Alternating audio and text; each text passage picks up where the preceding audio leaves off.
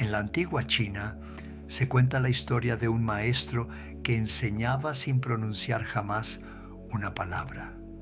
Sus discípulos venían de lejos para recibir su sabiduría. Se sentaban en círculo a su alrededor y se marchaban transformados después de horas pasadas en un silencio profundo. Un día, un visitante impaciente lo interpeló: «Maestro, ¿cuándo va usted a enseñarnos por fin?». El sabio sonrió dulcemente y respondió: «¿No han escuchado lo que no he cesado de decirles?». Esta anécdota, que atraviesa los siglos en la tradición china, captura la esencia de una paradoja fascinante. ¿Cómo puede el silencio ser más elocuente que la palabra más refinada? ¿Cómo puede la ausencia de palabras transmitir una sabiduría que bibliotecas enteras no sabrían contener? Nuestra época atraviesa una crisis profunda del silencio que habría alarmado tanto a Confucio como a Lao Tse. Esta crisis no se manifiesta solamente por el aumento del ruido exterior, aunque nuestras ciudades se hayan vuelto efectivamente cada vez más ruidosas, sino por una transformación más sutil e inquietante de nuestra relación interior con el silencio y la palabra. Desde el punto de vista confuciano, asistimos a un declive general de las virtudes tradicionales que favorecían la cultivación del silencio. La deferencia hacia los ancianos, que implicaba una escucha respetuosa de su sabiduría, cede el lugar a una cultura de la opinión inmediata, donde cada uno se siente autorizado a hablar de todo sin tener necesariamente la experiencia o el conocimiento requeridos. Esta inflación del ego individual, en detrimento del reconocimiento de la sabiduría colectiva, constituye uno de los obstáculos mayores al silencio auténtico. El respeto por las jerarquías naturales, no la obediencia ciega, sino ese reconocimiento de que la experiencia y la cultivación merecen deferencia, desaparece progresivamente de nuestras sociedades. Esta pérdida crea un clima donde se supone que la palabra de cada uno vale tanto como la de todos los demás, independientemente de su pertinencia o profundidad. El resultado es una charlatanería generalizada, donde la cantidad prevalece sobre la calidad, donde la opinión inmediata suplanta la reflexión madura. Del lado taoísta, el diagnóstico se enfoca en nuestro alejamiento creciente de la simplicidad natural, Pu. Hemos creado un mundo de una complejidad artificial que nos corta de nuestros ritmos biológicos y cósmicos naturales. Esta complejidad genera una ansiedad permanente que intentamos calmar con un flujo incesante de distracciones, estimulaciones, palabras. Hemos perdido esa capacidad de estar simplemente presentes a lo que es, sin necesidad de comentarlo, analizarlo, compartirlo inmediatamente. Esta huida ante el silencio revela a menudo un miedo profundo, el de encontrarnos frente a nosotros mismos y sin las máscaras y los roles que nos definen socialmente. El silencio auténtico nos confronta con preguntas que preferimos evitar. ¿Quiénes somos realmente? ¿Qué queremos realmente? ¿Qué da verdaderamente sentido a nuestra existencia? Esta confrontación con lo esencial puede ser desestabilizante para quien no está preparado. Las redes sociales y las tecnologías digitales amplifican considerablemente estas tendencias. Crean una ilusión de conexión permanente que enmascara a menudo una soledad profunda. La obligación de compartir constantemente nuestros pensamientos, emociones, actividades transforma la intimidad en espectáculo y el silencio en sospechoso. Aquel que no postea, no comenta, no reacciona inmediatamente a cada estímulo social es percibido como ausente o asocial. Esta sobreexposición permanente de sí mismo destruye progresivamente esa interioridad necesaria al silencio auténtico. ¿Cómo cultivar una vida interior rica cuando todo es inmediatamente externalizado, exhibido, sometido al juicio de otros? Esta exteriorización compulsiva nos priva de esos momentos de maduración silenciosa, donde las experiencias se transforman en sabiduría, donde las emociones brutas se refinan en comprensión profunda. La confusión entre silencio y mutismo patológico constituye otro obstáculo mayor. Nuestra cultura terapéutica tiende a veces a patologizar el silencio, a ver sistemáticamente en él un síntoma de depresión, represión o disfunción social. Esta visión reductora impide distinguir el silencio creador del silencio mortífero, la contención sabia de la inhibición enfermiza.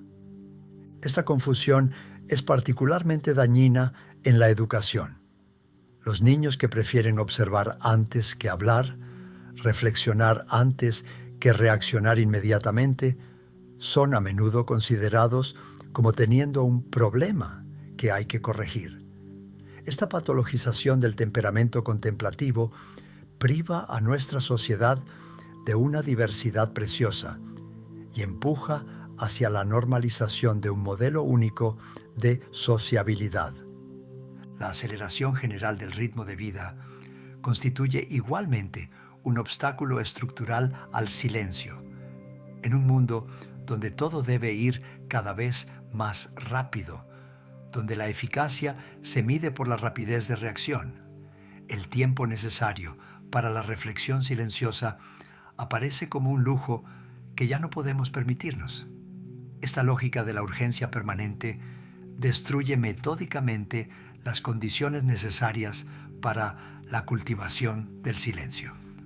Finalmente, la pérdida de los espacios y tiempos tradicionalmente dedicados al silencio contribuye a esta crisis. Las bibliotecas se vuelven espacios de trabajo colaborativo ruidosos, los transportes públicos resuenan con conversaciones telefónicas, incluso los lugares de culto se llenan a menudo de música y animaciones.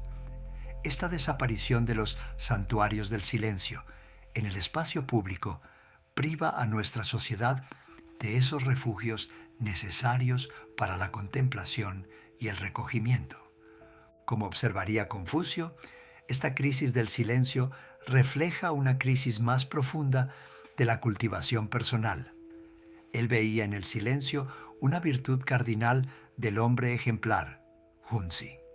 Para él, saber callarse en el momento oportuno testimonia una sabiduría superior, un dominio de sí mismo que distingue al ser cultivado del vulgar charlatán.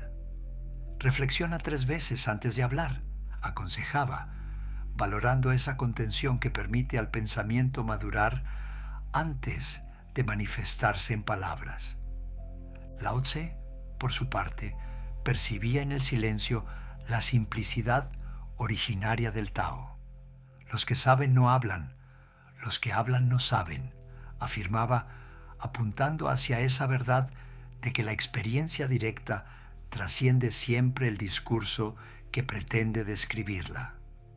En su visión, el silencio no es solamente una sabiduría humana, sino una participación en el orden cósmico mismo.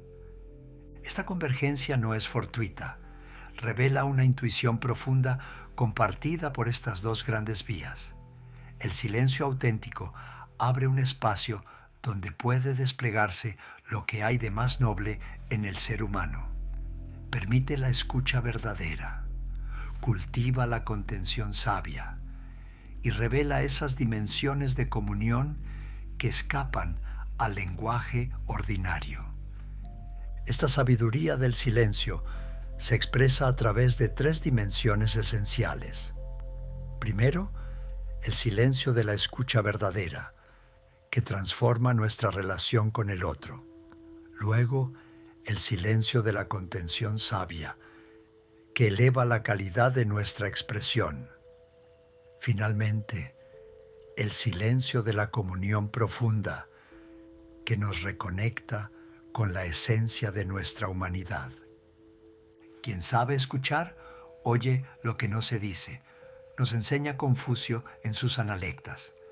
Esta frase revela una de las dimensiones más ricas del silencio, su capacidad de crear el espacio necesario para una escucha auténtica, aquella que va más allá de las palabras para captar lo esencial de lo que se comunica entre los seres.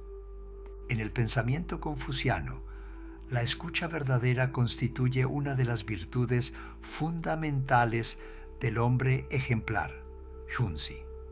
No se limita a una simple recepción pasiva de informaciones, sino que compromete todo nuestro ser en un acto de reconocimiento y respeto hacia el otro.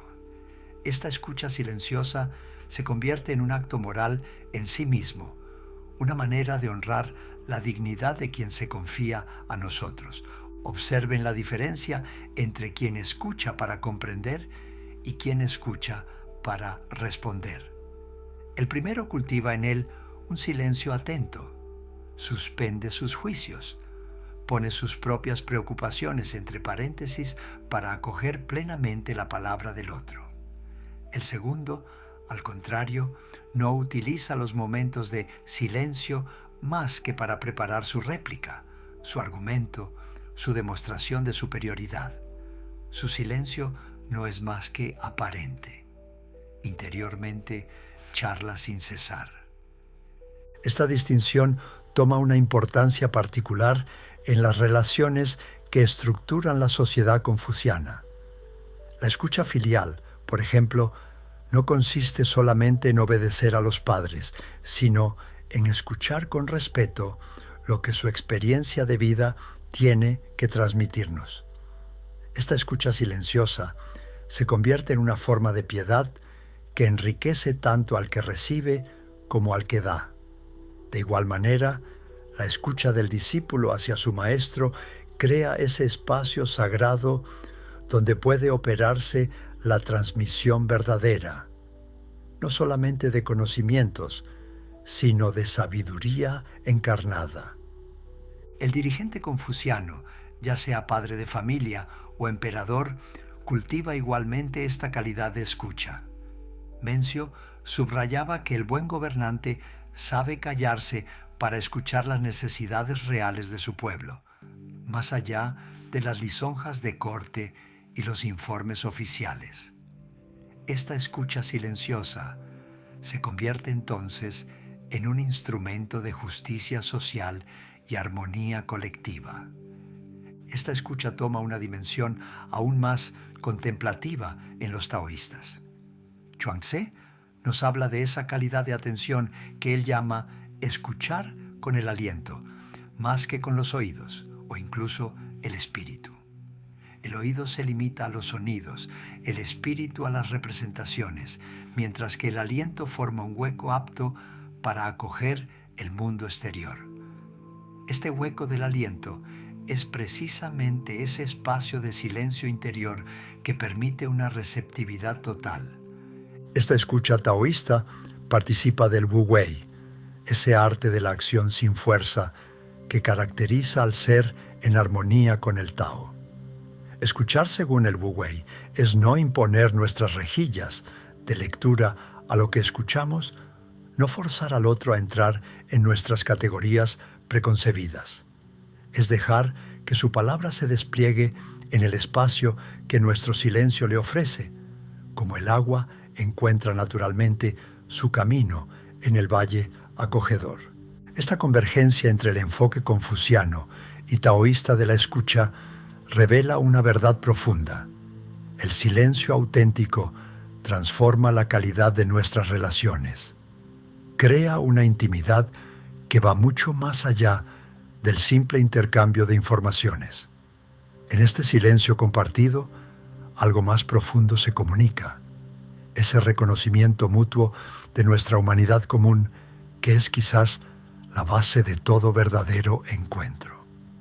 Concretamente, Esta escucha silenciosa se cultiva en nuestros gestos más simples.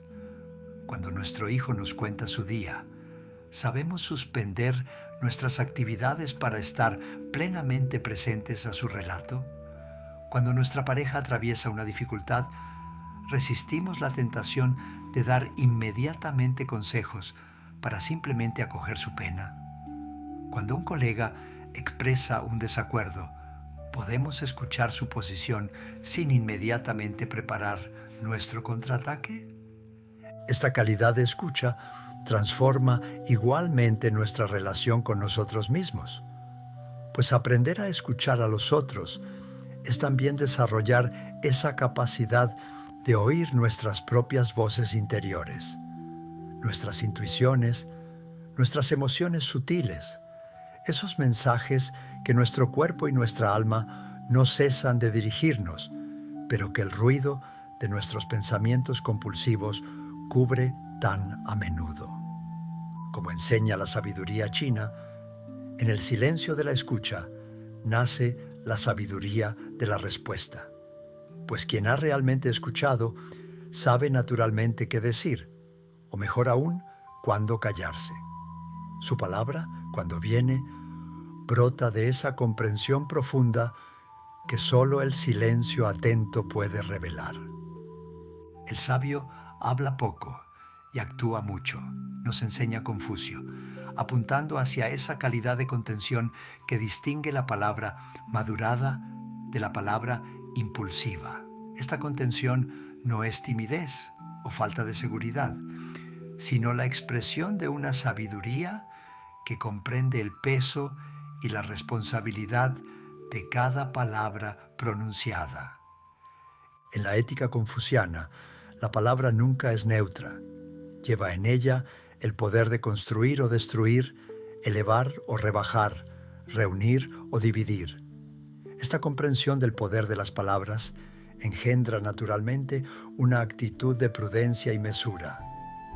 Reflexiona 3 veces antes de hablar, aconseja el maestro, pues la palabra inconsiderada puede causar daños irreparables. Esta contención sabia se manifiesta primero en evitar lo que Confucio llamaba las palabras vanas, esos discursos que no sirven más que para llenar el vacío, brillar en sociedad o enmascarar nuestro propio malestar ante el silencio.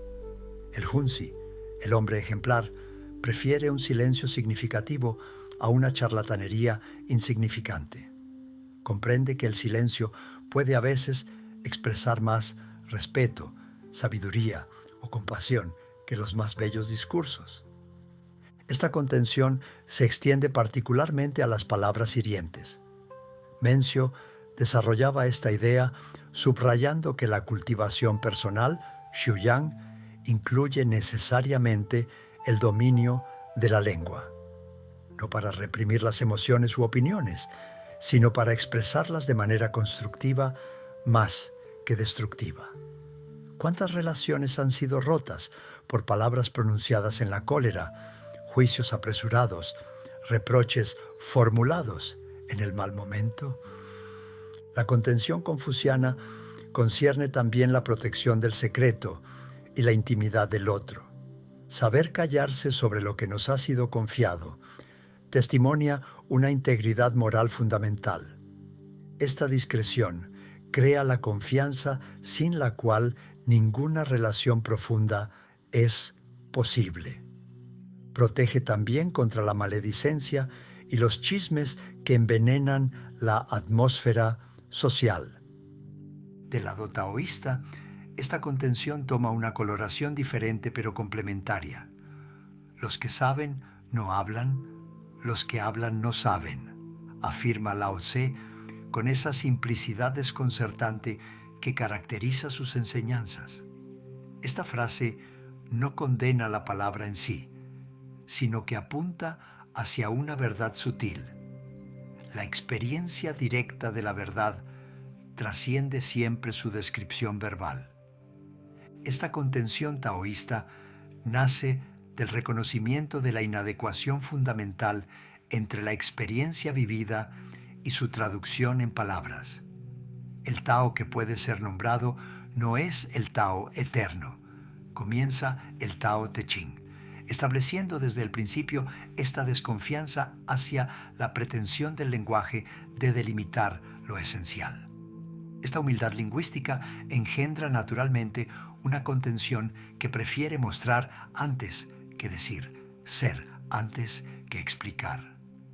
Esta convergencia entre contención confuciana y taoísta revela una sabiduría común, la que comprende que cuanto menos hablamos, más peso tienen nuestras palabras.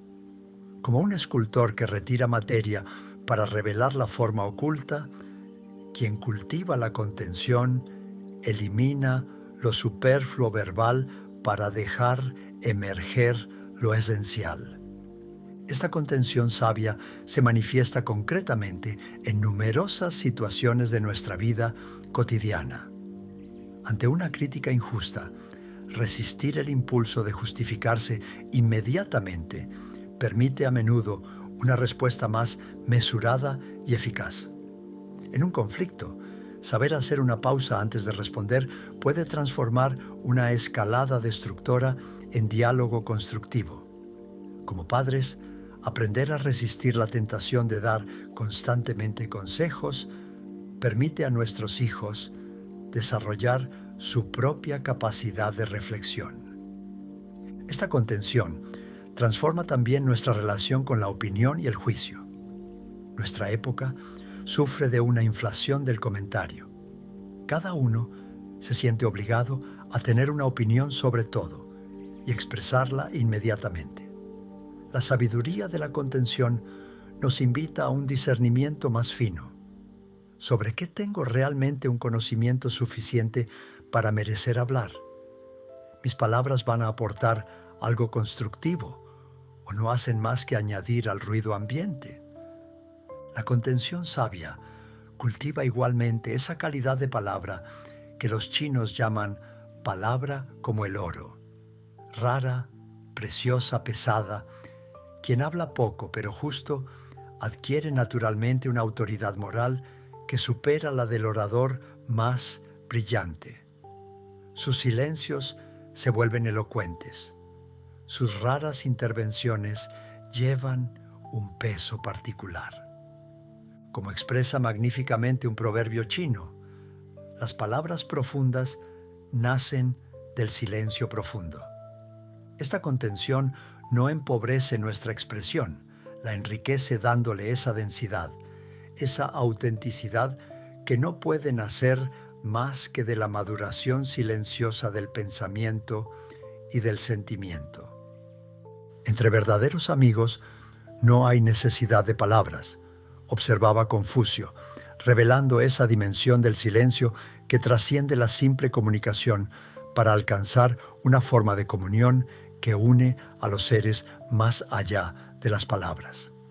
Esta tercera faceta del silencio nos hace descubrir que los momentos más preciosos de la existencia humana se viven a menudo en una presencia compartida que no necesita del lenguaje para expresarse. En la tradición confuciana, esta comunión silenciosa encuentra sus expresiones más nobles en las relaciones ritualizadas que estructuran la sociedad. Los momentos de recogimiento familiar ante los ancestros, por ejemplo, crean un espacio sagrado donde se transmite lo esencial de la identidad familiar. No por discursos, sino por esa presencia respetuosa que une las generaciones. Estos silencios rituales llevan en ellos toda la riqueza de la memoria colectiva y los valores compartidos. La relación entre maestro y discípulo ofrece otro ejemplo de esta comunión silenciosa.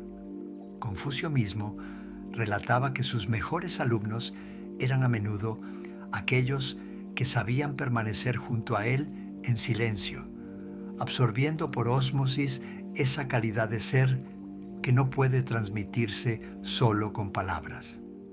Esta presencia silenciosa permite una forma de enseñanza más profunda que todos los cursos magistrales. aquella que transforma el ser mismo del discípulo por la proximidad con la sabiduría encarnada. Esta transmisión silenciosa supera ampliamente el marco educativo tradicional.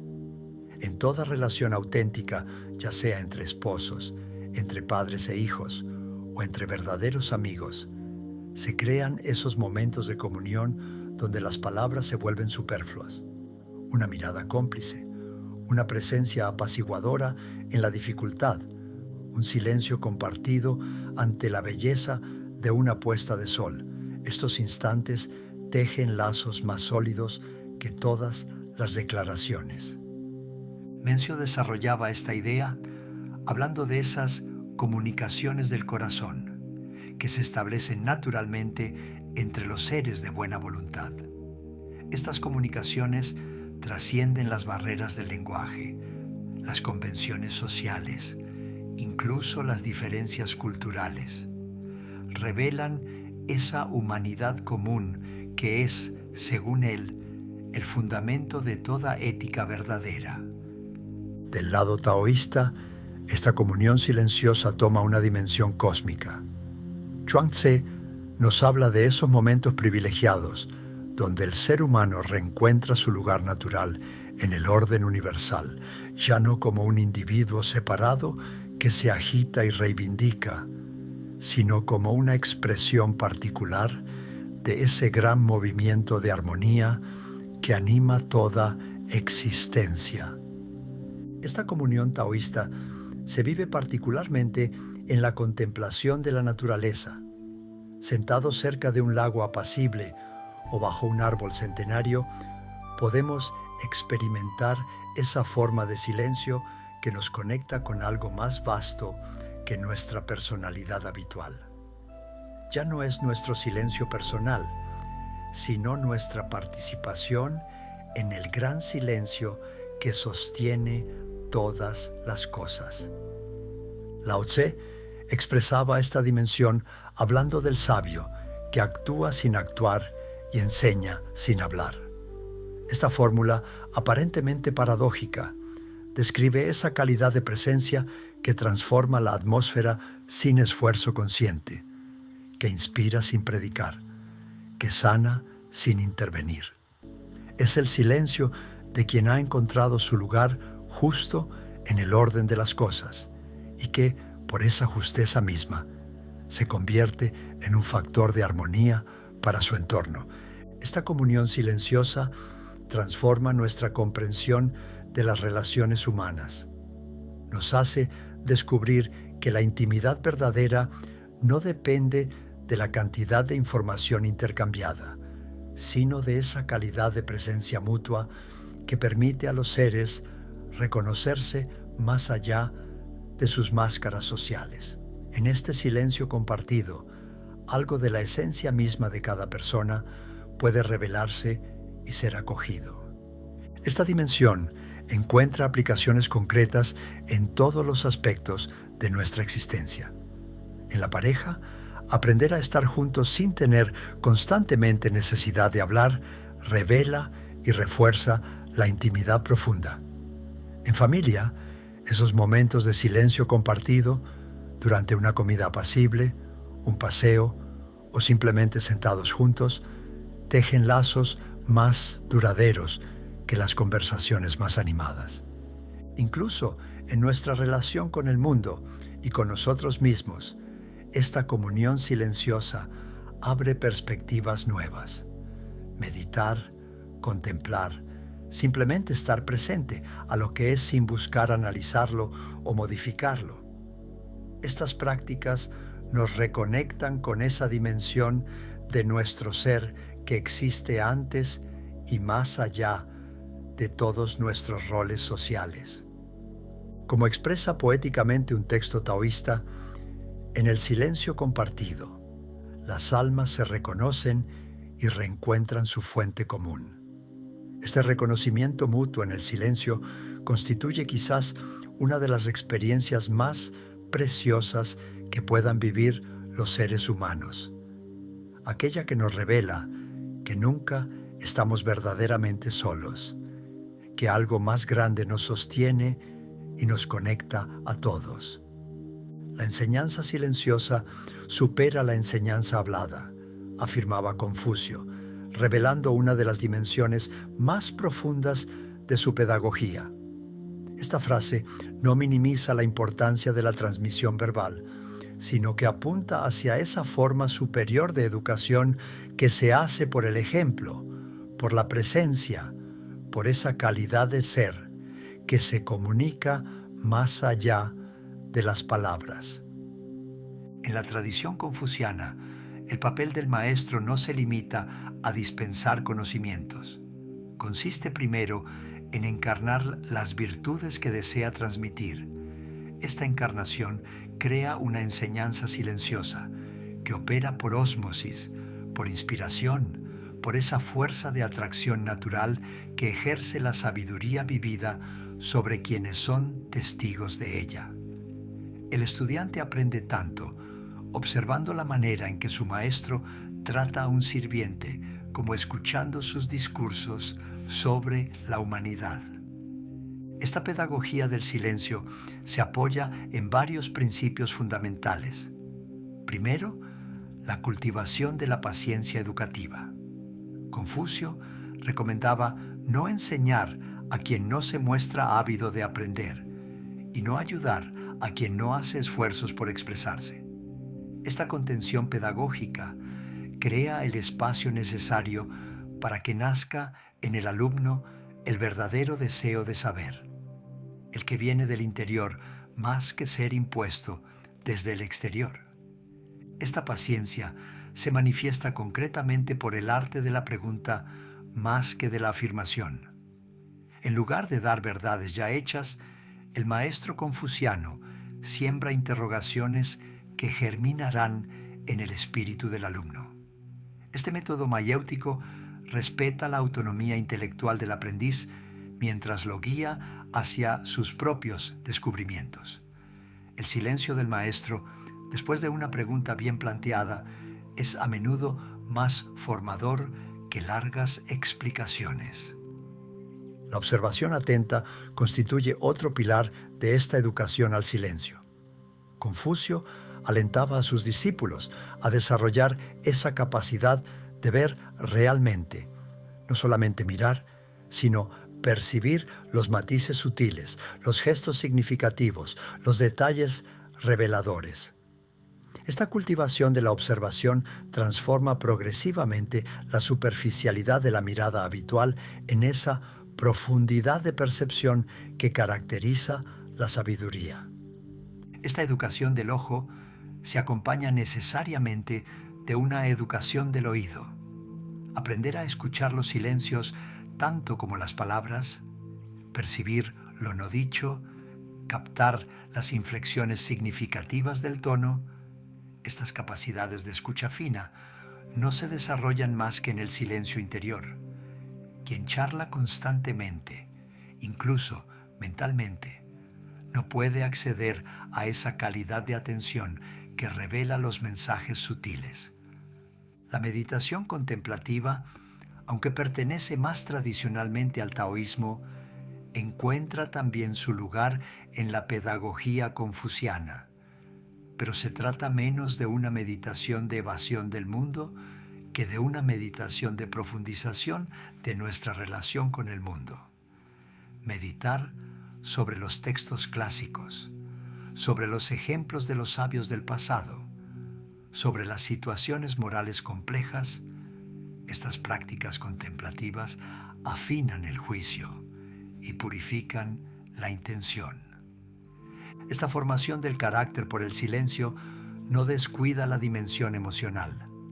Confucio otorgaba gran importancia a lo que llamaba la rectificación de las emociones, no su represión, sino su cultivación y refinamiento.